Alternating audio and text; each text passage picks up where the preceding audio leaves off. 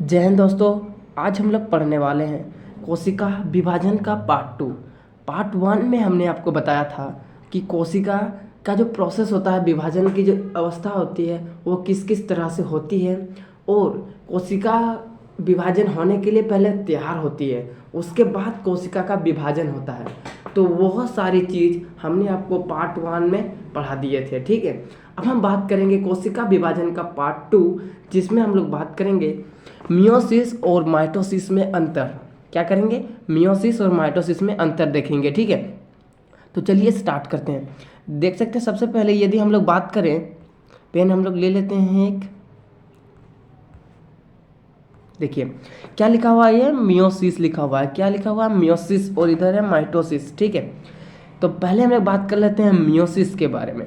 ये एक प्रकार का क्या जटिल विभाजन है। जो हमारा मियोसिस प्रोसेस है दोस्तों, ये क्या है? एक जटिल है, ये कॉम्प्लेक्स क्या बोलते हैं, डिवीज़न है। ये क्या है? कॉम्प्लेक्स डिवीज़न है। जो कहाँ यूज़ होता है? वो जनन कोशिका में यूज़ होता है। पूछा जा सकता है दोस्तों कि ये जो मियोसिस प्रोसेस होता है वो कहाँ होता है? ये जनन कोशिका में होता है, मतलब रिप्रोडक्शन सेल में होता है। ठीक है, याद रखिएगा। ठीक है, आगे हम लोग बात करेंगे। आगे देखिए हम लोग मेनली यूज़ होगा हम लोग का इरेजर और पेन। ठीक है, इरेज वाला कहाँ गया? यहाँ है। ठीक है, हम लोग मिटा लेते हैं इसको। देखिए, और यह क्या है? कोशिका विभाजन में जनन में सहायता करता है। और ये जो हमारा मियोसिस प्रोसेस है ये क्या करता है? जनन में सहायता करता है। क्या करता है? जनन में सहायता करता है। मतलब किसी भी जो हम लोग का जो जनन की क्रिया होती है, रिप्रोडक्शन का जो सिस्टम होता है, उसमें हेल्प कौन करता है? मियोसिस हेल्प करता है। ठीक है, वो हम आगे जब आपको रिप्रोडक्शन पढ़ाएंगे तब आपको बता देंगे। ठीक है, तीसरा नंबर कहता है इस प्रकार की जो क्रिया है उसको पूर्ण होने में क्या होते हैं? ये जो कोशिका का जो निरंतर विभाजन होने लगता है, क्या होता है? दो कोशिका में विभाजन होता है। जो मियोसिस की प्रोसेस होता है दोस्तों, जो मियोसिस प्रोसेस होता है उसमें कोशिका टूटता है। ठीक है, और टूटता किस तरह है? वो दो हाफ कोशिका में बढ़ जाता है। जैसे यहाँ लिखा हुआ है, दो निरंतर कोशिका में विभाजित हो जाता है। क्या होता है? दो निरंतर कोशिका में विभाजित हो जाता है। ठीक है, आगे देखिए, ये जो मियोसिस का जो प्रथम है, यानी मियोसिस फर्स्ट, जिसे हम लोग एम फर्स्ट कहते हैं, मियोसिस फर्स्ट कहते हैं। ठीक है, वो क्या है? एक हेट्रोट्रॉपिक क्या बोलते हैं, डिवीजन कहलाता है। क्या कहता है? हेट्रोट्रॉपिक डिवीजन कहलाता है। मियोसिस जो फर्स्ट होता है उसे क्या कहलाता है? हेट्रोट्रॉपिक डिवीजन भी कहा जाता है। ठीक है, जिसके फलस्वरूप क्या होता है, जिसके कारण क्या होता है, जो गुणसूत्र है दोस्तों वो क्या होता है? जो हमारा गुणसूत्र है वो क्या होता है? आधे आधे संख्या में बढ़ जाता है।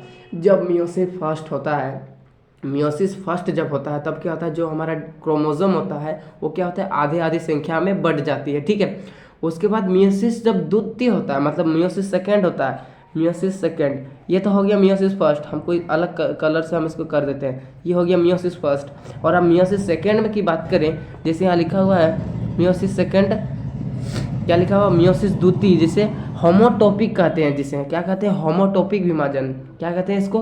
होमोटॉपिक विभाजन कहते हैं। जैसे समसूत्री विभाजन के समान ही होता है। जो हमारा मियोसिस टू है वो क्या होता है? जो समसूत्री विभाजन है उसी के समान होता है। ठीक है, माइटोसिस के ही समान होता है, लेकिन इसमें कुछ डिफरेंस है, वो हम आगे देखेंगे। इसके डिफरेंस क्या है कि हमारा मियोसिस टू है, जब मियोसिस टू प्रोसेस होता है तब क्या होता है? जो हमारा कोशिका है वो विभाजित होकर क्या होती है? चार डॉटर सेल के रूप में परिवर्तित होती है। कितना? चार डॉटर सेल। कितना? जो फोर लिख लेते हैं हम लोग, कितना? Four daughter cell. Sorry, pen हम लोग लिए नहीं है। फोर फोर डॉटर सेल के रूप में ये परिवर्तित हो जाती है। कितना में? फोर डॉटर सेल में परिवर्तित हो जाती है। कौन? Meiosis two. जब मियोसिस टू की प्रोसेस होता है तब कितना सेल का डिवीजन होता है? फोर सेल का डिवीजन होता है। क्या होता है? फोर सेल का निर्माण होता है। ठीक है, एक सेल टूटती है और फोर सेल निर्माण होता है। वहीं हमने बात किया था जब मियोसिस फर्स्ट में, तो मियोसिस फर्स्ट में एक सेल क्या करती थी? दो बीचों बीच में दो भागों में बढ़ जाती थी वही सेल। और जबकि मियोसिस टू में क्या होता है? वो चार डॉटर सेल में बदल जाती है। ठीक है, यही यहाँ पर लिखा हुआ है। ठीक है, यहाँ तक क्लियर हो गया। आगे देखिए, पांचवा नंबर क्या कहता है? मियोसिस प्रथम की पूर्ण अवस्था एक जटिल है। लेकिन क्या कह रहा है? जो मियोसिस प्रथम है उसकी जो अवस्था है, उसका जो प्रोसेस है वो क्या है? बहुत ही जटिल है, जिस कारण ये बहुत ही लंबी है और ये बहुत ही लंबा होता है। मियोसिस का जो प्रोसेस होता है, मियोसिस वन का जो प्रोसेस होता है वो बहुत ही लंबी होती है, जिस कारण क्या है, इस अवस्था को 5 भागों में बांटा गया है। जो मियोसिस फर्स्ट है उसको कितना भागों में बांटा गया है, 5 भागों में बांटा गया है, ठीक है। और जिसके बाद क्या होता है, देखिए आगे यहाँ क्या लिखा है, जिसके साइड में थोड़ा मिटा लेते हैं, देखिए क्या लिखा हुआ है, 5 भागों में बांटा हुआ है। और उसके बाद लिखा है, देखिए इसमें क्या होता है, पेक्टिन अवस्था में क्या होता है, 0.3% डीएनए का निर्माण होता है। क्या होता है, जो मियोसिस फर्स्ट होता है दोस्तों, उसमें जो प्रोटीन का निर्माण होता है वो कितना होता है, 0.3% प्रोटीन का निर्माण होता है। कितना होता है, 0.3 प्रोटीन का निर्माण होता है, 0.3% डीएनए का निर्माण होता है, ठीक है। किसमें होता है, मियोसिस फर्स्ट में। और मियोसिस फर्स्ट क्या है, एक जटिल स्टेज है, क्या है, बहुत ही कॉम्प्लेक्स स्टेज है। जो हमारा सेल डिवीजन का सबसे कॉम्प्लेक्स स्टेज कहाँ है, मियोसिस। आगे हम लोग देखेंगे माइटोसिस के ऊपर, किसके ऊपर, माइटोसिस को देखेंगे, ठीक है। हमने देख लिया मियोसिस को, मियोसिस के बारे में पढ़ लिया, अब हम पढ़ेंगे माइटोसिस के ऊपर, ठीक है। देखिए माइटोसिस क्या कहता है, यह एक कोशिका का सरल विभाजन है।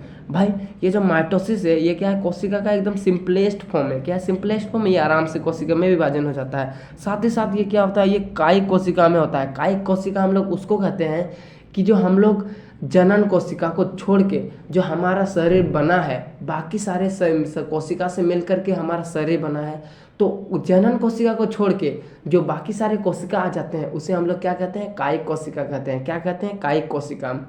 ये हम आपको पार्ट 1 में पढ़ा चुके हैं, ठीक है। कायिक कोशिका किससे कहते हैं, ठीक है। आगे देखिए ये क्या करता है, यह जीवों में वृद्धि में सहायक करता है। जो कायिक कोशिका है दोस्तों वो क्या करता है, शरीर में वृद्धि करता है। जैसे हम लोग मूवमेंट करते हैं, हम लोग चलते हैं, हम लोग काम करते हैं, हम लोग खाना खाते हैं, ये सारे काम कौन करता है, हमारा कोशिका करता है। और यही कोशिका किससे मिल करके बना होता है, कायिक कोशिका से मिल करके बना होता है। किससे होता है, कायिक कोशिका। यहाँ तक क्लियर हो गया। आगे देखिए, इसके पूर्ण होने में कोशिका के एक बार ही विभाजित हो जाती है। देखिए ये जो माइटोसिस की प्रोसेस होता है उसमें क्या होता है, कोशिका एक बार में ही विभाजित हो जाती है। तब कि हमने माइटोसिस की बात किया तो ये क्या होता है, 5 अवस्था में गुजरता है, तब जाके कोशिका का विभाजन होता है। और जो ये माइटोसिस है इसमें क्या होता है, कोशिका एक ही बार में पूर्ण विभाजित हो जाती है। एक बार में वो कोशिका पूरा विभाजित हो जाती है, ठीक है। आगे देखिए, इस विभाजन के फलस्वरूप क्या होता है, 2 डॉटर सेल बनती है। जो हमारा माइटोसिस प्रोसेस है उसमें कितना डॉटर सेल बनता है, दो कितना, 2 डॉटर सेल, 2 डॉटर सेल का निर्माण होता है, ठीक है। कितना निर्माण होता है, 2 डॉटर सेल का निर्माण होता है। और हमने बात किया था मायोसिस 1 में क्या होता है, एक कोशिका हाफ 2 भागों में बांट जाती थी।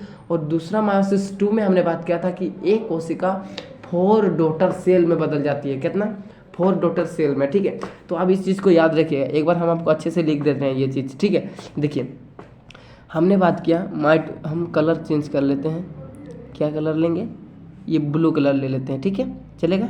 देखिए हमने बात किया मायोसिस 1, अरे यार, मायोसिस फर्स्ट में क्या होता था, ये जो कोशिका है वो 2 हाफ भागों में बढ़ जाती थी, 2 कोशिका में बढ़ जाती थी। एक ही कोशिका 2 बीचों बीच में भाग बढ़ जाती थी, ठीक है। उसके बाद हमने बात किया था मायोसिस 2 में, उसमें क्या होती थी, 4 डॉटर सेल में टूट जाती थी। कितना, 4 डॉटर सेल, ठीक है। और हमने बात किया माइटोसिस में, तो माइटोसिस में क्या होता है, एक कोशिका 2 डॉटर सेल, कितना, 2 डॉटर सेल में टूटती थी। कितना डॉटर सेल, 2 डॉटर सेल, ठीक है। तो ये चीज़ आपको याद रखिएगा। आगे देखिए, आगे हम लोग बात करेंगे क्या होता है, ये जो कोशिका का विभाजन 2 डॉटर सेल का निर्माण होता है। और साथ ही साथ ये गुणसूत्रों की जो संख्या होती है दोस्तों, ये 2 डॉटर सेल में जो डिवाइड होगा तो साथ ही साथ क्या होगा, इसमें क्या होगा, जो हमारा गुणसूत्र है, यानी गुणसूत्र हम लोग क्या कहते हैं, क्रोमोसोम की जो संख्या होगा क्या होगा, वो बराबर हो जाएगा। क्रोमोसोम की संख्या दोनों को सेल में क्या होता है, बराबर है। जैसे ये हमारा एक सेल है, ठीक है, ये सेल है, ये टूट करके इधर एक सेल में बन गई और इधर एक सेल में बन गई, और ये हमारा केंद्रक है, ठीक है। तो क्या होता है, जो माइटोसिस के प्रोसेस होता है उसमें हमने देखा कि 2 डॉटर सेल में टूट जाता है, ठीक है। पहला तो ये सेल है, इसमें क्या हुआ, कोशिका विभाजन हुआ। क्या हुआ, कोशिका विभाजन हुआ, और कोशिका विभाजन होने के पश्चात क्या हुआ, 2 डॉटर सेल में बढ़ गया। और इसमें कह रहा है डॉटर सेल में जब टूट गया तब जो इसमें जो क्रोमोसोम होगा और इसमें जो क्रोमोसोम होगा वो इक्वल होगा, क्या होगा, बराबर होगा। इसमें भी जितना क्रोमोसोम उसमें भी उतना ही क्रोमोसोम होगा, यही कह रहा है यहाँ तक, ठीक है। यहाँ तक क्लियर हो गया। आगे देखिए क्या लिखा है, आगे हम लोग देख लेते हैं, थोड़ा मिटा लेते हैं। आगे देखिए क्या, इसकी पूर्ण अवस्था कम अवधि के समय ही हो जाती है। देखिए जो इसकी जो अवस्था पूरा होता है दोस्तों वो कम अवधि के सरल रूप में ही होती है। डीएनए यानी मल्टीपल, डीएनए मल्टीपल पूर्ण अवस्था से ही पहले ही हो जाता है। आगे हम लोग पढ़ेंगे कि ये डीएनए किस तरह से परिवर्तित होता है, ट्रांसफ़र होता है और कोशिका विभाजन में भाग लेता है। ठीक है, यहाँ तक क्लियर हो गया। अब आगे हम लोग देखते हैं सबसे, इधर देखिए यहाँ पर और कुछ लिखा हुआ है। यदि हम लोग बात करें 8वां नंबर, तो देखिए 8वां नंबर क्या कहता है, ये मध्य अवस्था में प्रथम समजात गुणसूत्रों का जोड़ा होता है जो 4 क्रोमैटिक्स से बना दिखाई देता है। क्या कह रहा है, जो हमारा क्रोमोसोम है दोस्तों वो क्या होता है, वो 4 क्रोमैटिक्स के रूप में बना होता है। 4 क्रोमैटिक्स के रूप में क्रोमोसोम का ये लेयर बना होता है। क्या होता है, 4 क्रोमैटिक्स के रूप में जो हमारा क्रोमोसोम है वो बना होता है। ठीक है, उसके बाद 5वां अवस्था फर्स्ट क्या कहता है, देखिए समजात गुणसूत्रों के जोड़े का एक बड़ा गुणसूत्र विपरीत ध्रुवों की ओर बढ़ता है। वो हम आगे देखेंगे किस किस प्रोसेस में वो बढ़ता है। ठीक है, यहाँ तक क्लियर हो गया। देखिए इसको हम लोग बाद में देखेंगे, सबसे पहले हम लोग इसको देख लेते हैं। सबसे पहले हम लोग देख लेते हैं इस प्रोसेस को। ठीक है, वो तो हम सबसे लास्ट में वो हमको पढ़ाएंगे, वही है टीलोफेज, एनाफेज, प्रोफेज, उस सब के बारे में वो लास्ट में हम लोग पढ़ेंगे। ठीक है, तो देखिए सबसे पहले जो ऊपर में लिखा है दोस्तों, इसे हम लोग कहते हैं G0 फेज। क्या कहते हैं, G1 फेज, गैप 1 फेज या ग्रुप 1 फेज। ठीक है, ग्रुप 1 फेज। तो सबसे पहले पढ़ लेते हैं G1 फेज में हम लोग का जो कोशिका विभाजन होता है वो किस तरह होता है। देखिए इस अवस्था में क्या होता है, डीएनए के लिए आवश्यक न्यूक्लियोटाइड्स, आरएनए, प्रोटीन एवं आवश्यक विकेरों आदि का संश्लेषण एवं संचय होता है। क्या होता है, जो G1 हम लोग का फेस है दोस्तों, उसमें निर्माण किसका होता है, डीएनए का जो निर्माण होता है, डीएनए से क्या होता है, न्यूक्लियोटाइड्स, आरएनए, प्रोटीन, आवश्यक विकेरों आदि संश्लेषण का रूप में संचय होता है, स्टोर होता है। ये जो G1 फेस है ये क्या है, हमारा जो कोशिका विभाजन का प्रथम चरण है, मतलब फर्स्ट स्टेज है। यहाँ से कोशिका विभाजन शुरू होता है फर्स्ट स्टेज से। ठीक है, और उसमें क्या होता है, डीएनए से न्यूक्लियोटाइड्स, आरएनए, प्रोटीन आदि जो सामान होते हैं उसका जो स्टोर होता है। और इस अवस्था में डीएनए प्राकृतिक नहीं करता है, और इस अवस्था में क्या होता है, डीएनए जो होता है वो प्राकृतिक नहीं रहता है, मतलब ये डीएनए है ये आर्टिफिशियली बनाया जाता है। ठीक है, वो प्रोसेस करते रहता है। ठीक है, ये G1 फेज में होता है।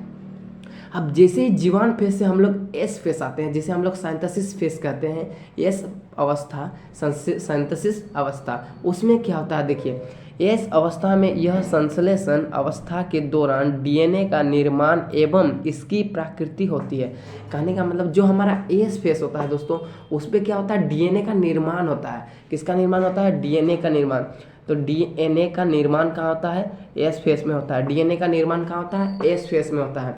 पूछा जा सकता है दोस्तों कि हमारा जो डीएनए का निर्माण होता है वो कहाँ होता है, एस फेज में होता है। कहाँ, सिंथेसिस फेज में होता है डीएनए का निर्माण। ठीक है, यहाँ तक क्लियर हो गया। आगे देखिए, आगे हम लोग पढ़ते हैं, उसके बाद क्या लिखा हुआ है देखिए, इसको थोड़ा हम लोग मिटा लेते हैं। क्या लिखा है देखिए, अतः हिस्टोन प्रोटीन का संश्लेषण होता है और इस दौरान डीएनए की मात्रा दोगुनी हो जाती है। देखिए क्या कर रहा है, जो हमारा सिंथेसिस अवस्था है उसमें तो हम लोग जानते हैं कि डीएनए का निर्माण होता है, और साथ ही साथ क्या होता है, डीएनए में एक हिस्टोन प्रोटीन भी होता है। क्या होता है, डीएनए में, क्रोमोसोम में क्या होता है, हिस्टोन प्रोटीन होता है, और उसी हिस्टोन प्रोटीन का भी संश्लेषण, मतलब उसका भी निर्माण होता है। और उसके बाद क्या होता है, जो ये डीएनए की मात्रा होती है वो धीरे धीरे 2 गुना उसका मल्टीपल हो जाता है, 2 अवस्था हो जाता है। ठीक है, 2 गुना हो जाता है। ठीक है, यहाँ तक क्लियर हो गया। अब देखिए हमारा आता है एम अवस्था, जिसे हम लोग कहते थे मायोसिस प्रोसेस। क्या कहते हैं, मायोसिस प्रोसेस। और यही जो मायोसिस प्रोसेस है दोस्तों, यही कोशिका विभाजन का सबसे इम्पोर्टेंट फेस है। मतलब कोशिका का अगर असल में विभाजन तो होता है वो कहाँ होता है, एम फेस में होता है। ये जो बाकी फेस है, G1 फेस, S फेस और G2 फेस, इसमें क्या होता है, कोशिका तैयार होता है कि हमको अभी विभाजन होना है आगे चल के। तो ये जो तैयारी का जो फेस है इसे हम लोग कहते हैं इंटरफेस के नाम से भी जानते हैं। किस फेस के नाम से जानते हैं, इंटरफेस। तो हम लोग इंटरफेस के नाम से हम लोग किसे जानते हैं, इंटरफेस की बात करें, इंटरफेस, तो इंटरफेस में कौन कौन आते हैं, G1 फेस, फिर आता है G2 फेस, फिर आता है हमारा G1 फेज G2 फेज और आएगा हमारा S फेज और G2 फेज। हम एक पेज लेके देखते हैं। देखिए सबसे पहले हम लोग का आता है इंटरफेस। क्या आता है? इंटरफेस। इंटरफेस जो इंटरफेस है दोस्तों, यहाँ पर क्या होता है, कोशिका बनने के लिए तैयार होता है कि हमको आगे चलकर कोशिका का विभाजन करना है, मुझे टूटना है। तो उसके लिए कौन कौन सा प्रोसेस आते हैं? एक होता है G1 फेज जिसे हम लोग गैप 1 फेज कहते हैं। उसके बाद आता है एस फेज जिसे हम लोग सिंथेसिस फेज कहते हैं। और एक आता है G2 फेज जिसे हम लोग कहते हैं gap 2 phase. G1 phase, synthesis phase and G2 phase, ये सब हमने देख चुके हैं। ठीक है, अब देखिए आगे की बात करें हम लोग। आगे देखिए यहाँ पर हम बात करें कोशिका का जो विभाजन होता है वो 3 प्रकार से होता है। क्या क्या से होता है? 3 प्रकार से होता है। कौन कौन से? देखिए ये 3 प्रकार कौन कौन से हैं? यह 3 प्रकार है अर्धसूत्री, असूत्री विभाजन, एमाइटोसिस। क्या होता है? एमाइटोसिस। और सूत्री या समसूत्री विभाजन जिसे हम लोग माइटोसिस कहते हैं। और तीसरा होता है अर्धसूत्री विभाजन, मायोसिस। ये सब हमने पार्ट 1 में आपको पढ़ा चुके हैं सर, हम आपको सब कुछ पढ़ा चुके हैं पार्ट 1 में। ठीक है, ये जो है अर्धसूत्री विभाजन, सूत्री विभाजन, समसूत्री विभाजन, अर्धसूत्री विभाजन, ये हम आपको पार्ट 1 में पढ़ा चुके हैं। ठीक है, तो थोड़ा एक बार फिर हम लोग इसको देख लेते हैं। ये सबसे पहले बात करें अर्धसूत्री विभाजन की। यह एक प्रकार का विभाजन सरल विभाजन है, जैसे जीवाणु, कवक, माइकोप्लाज्मा तथा अर्धवर्ग के पौधों, पुरानी तथा नष्ट होने वाली जो कोशिकाएं होती है उसमें इसका विभाजन होता है। ये सब भी हम आपको पार्ट 1 में पढ़ा चुके हैं। तो अभी हम लोग इसका सिर्फ इसको रीडिंग करेंगे, उसके बाद हम लोग आगे बढ़ेंगे। ठीक है, यहाँ तक क्लियर हो गया। आगे देखिए हम लोग का क्या लिखा है। देखिए सबसे इम्पोर्टेंट जो फेस है दोस्तों, ये हमारा होता है प्रोफेस, एनाफेस, टीलोफेस। ठीक है, हम लोग पढ़ेंगे जो हमारा जो मेन जो कोशिका का विभाजन होने का जो स्टेज है उसको पढ़ेंगे हम लोग। तो वो कौन कौन सा है? एक होता है प्रोफेज, मेटाफेज, एनाफेज और टीलोफेज। इसे हम लोग क्रियोकाइनेसिस कहते हैं, क्रियोकाइनेसिस कहते हैं। ये जो कोशिका का जो 4th स्टेज होता है इसे हम लोग क्या कहते हैं? क्रियोकाइनेसिस कहते हैं। ठीक है, तो सबसे पहले हम लोग बात करेंगे प्रोफेज के ऊपर। ठीक है, तो देख लेते हैं हम लोग प्रोफेज। देखिए यहाँ पर लिखा है प्रोफेज। यह क्या है? यह एक लंबी तथा प्रथम अवस्था है जो कितना 50 मिनट तक होती है। जो हमारा प्रोफेज दोस्तों होता है वो कितना होता है? 50 मिनट तक होता है। टोटल कितना होता है? 50 मिनट तक चलते रहता है प्रोफेज। ठीक है, और इसमें क्या होता है? विश्राम अवस्था में गुणसूत्र स्पष्ट नहीं होते हैं। और इसमें क्या होता है? जो हमारा क्रोमोसोम है वो स्पष्ट नहीं होता है। ठीक है, यहाँ तक क्लियर हो गया। दूसरा देखिए, पूर्ण अवस्था में गुणसूत्रों संघनन प्रारंभ होता है जिसकी गुणसूत्रीय द्रव स्पष्ट होने लगता है। और धीरे धीरे क्या होता है? जो गुणसूत्र होता है दोस्तों उसका जो फॉर्मेशन होता है वो इसका जो स्टेज है, मतलब जो क्रोमोसोम का वो जो उसका जो स्थिति है, मतलब वो जो पोजीशन है वो धीरे धीरे चेंज होने लगता है हमारा प्रोफेज में। ठीक है, और धीरे धीरे बाद सेंट्रियोल, जिसमें सेंट्रियोल क्या होता है? विपरीत ध्रुवों पर चले जाते हैं। जो हमारा सेंट्रियोल होता है, जो हमारा केंद्रीय कहते हैं, केंद्रीय तारक केंद्र कहते हैं, जिसे हम लोग वो जो क्या होता है धीरे धीरे केंद्र की ओर, यानी ये हमारा कोशिका है और कोशिका के सेंटर की ओर चले जाते हैं। इस प्रकार हमारा कोशिका के बीचों बीच में ये आ जाते हैं। कौन सब? हमारे जो सेंट्रियोल हैं। ठीक है, यहाँ तक क्लियर हो गया। आगे देखिए क्या होता है? गुणसूत्र के मध्य में गुणसूत्र बिंदु सेंट्रोसोम पाया जाता है, सेंट्रोमेयर पाया जाता है। जो हमारा क्रोमोसोम होता है दोस्तों, क्रोमोसोम का जो स्ट्रक्चर है इस प्रकार होता है, इस प्रकार होता है। और यहाँ से फिर एक इधर निकला हुआ रहता है। तो इसका जो बीच में पाया जाता है ना, इसे हम लोग क्या कहते हैं? सेंट्रोमेयर कहते हैं। इसी बीच वाले को हम लोग क्या कहते हैं? सेंट्रोमेयर कहते हैं। ठीक है, तो उसी पूछा जा रहा है कि सेंट्रोमेयर पाया जाता है, जिससे क्या होता है? गुणसूत्र की दुगुनी भुजाएं क्रोमेटिक्स जुड़ी रहती है। यह एक आगे देखिए, यह एक काइनेटोकोर्स यानी काइनेटोकोर्स नामक संरचना से जुड़ी होती है। जो ये जो हमारा क्रोमेटिक सेंट्रोमेयर्स होता है वो कहाँ से जुड़ी होता है? काइनेटोकोर से जुड़ा होता है। क्या होता है? काइनेटोकोर से जुड़ा होता है। ठीक है, आगे देखिए क्या लिखा है? ये दोनों तारकाय केंद्रों के बीचों बीच से, जो तारकाय दोनों केंद्रों के बीचों बीच से क्या होता है? स्पिंडल फाइबर का निर्माण करता है। क्या होता है? जो हमारा जो काइनेटोकोर्स है उसके काइनेटोकोर्स से क्या निकलने लगता है? Spindle fibres. स्पिंडल फाइबर्स हम लोग किसे कहते हैं? स्पिंडल फाइबर्स एक धागे जैसा, इस प्रकार का एक धागा जैसा निकलता रहता है, और इसी को हम लोग क्या कहते हैं? स्पिंडल फाइबर कहते हैं। ठीक है, और उसका निर्माण कौन करता है? काइनेटोकोर्स नामक संरचना करता है। ठीक है, यहाँ तक क्लियर हो गया। आगे देखिए, आगे हम लोग क्या लिखा हुआ है। इसके बाद देखिए ये क्या है, पूर्ण अवस्था में अंत में गोल्जी उपकरण, केंद्र झिल्ली और कोशिका तथा अंत प्रदीप जालिका गायब होने लगती है। और जैसे ही हमारा स्पिंडल फाइबर का निर्माण होता है, उसके बाद धीरे धीरे क्या होता है, ये कोशिका झिल्ली और केंद्रिक झिल्ली तथा अन्य प्रदीप जालिका जो ईआर होता है वो क्या होता है, ख़त्म होने लगती है। ये सारे जो कोशिका अंगक हैं ये ख़त्म होने लगते हैं और बचता कौन है, हमारा क्रोमोसोम का निर्माण बचता है। ठीक है, यहाँ तक क्लियर हो गया। अब देखिए हम लोग बात करेंगे हम लोग मध्य अवस्था, जिसे हम लोग कहते हैं मेटाफेज कहते हैं। क्या कहते हैं, मेटाफेज। ठीक है, अब मेटाफेज के ऊपर देख लेते हैं। यह अवस्था क्या है, गुणसूत्र के कोशिका द्रव में फैल जाते हैं। क्या होता है, जो ये जो क्रोमोसोम होता है वो धीरे धीरे क्या होता है, कोशिका के केंद्र में फैले हुए दिखाई दे रहे हैं आपको। देखिए मैं आपको मिटा दे रहा हूँ। देखिए यहाँ पर क्या होता है, कोशिका धीरे धीरे इसके केंद्रों में ये पूरा फैला हुआ है, देख सकते हैं आप लोग। ये वाला ये जो यहाँ पर जो है ये क्या है, ये सब हमारा क्रोमोसोम है। क्रोमोसोम क्या है, बीचों बीच में आ गए हैं। और जो साइड में धागा धागा दिखाई दे रहे हैं आपको, ये जो साइड में धागा धागा है, इस धागे को हम लोग क्या कहते हैं, स्पिंडल फाइबर। ये जो धागे से संरचना दिखाई दे रहा है नीचे से भी, इसे हम लोग क्या कहते हैं, स्पिंडल फाइबर कहते हैं। क्या कहते हैं, स्पिंडल फाइबर। ठीक है, अब देखिए यहाँ क्या लिखा, प्रत्येक गुणसूत्र का एक अर्धगुण क्रोमैटिक्स एवं ध्रुव के द्वारा दूसरे अर्ध गुणसूत्रों से जुड़ा हुआ रहता है।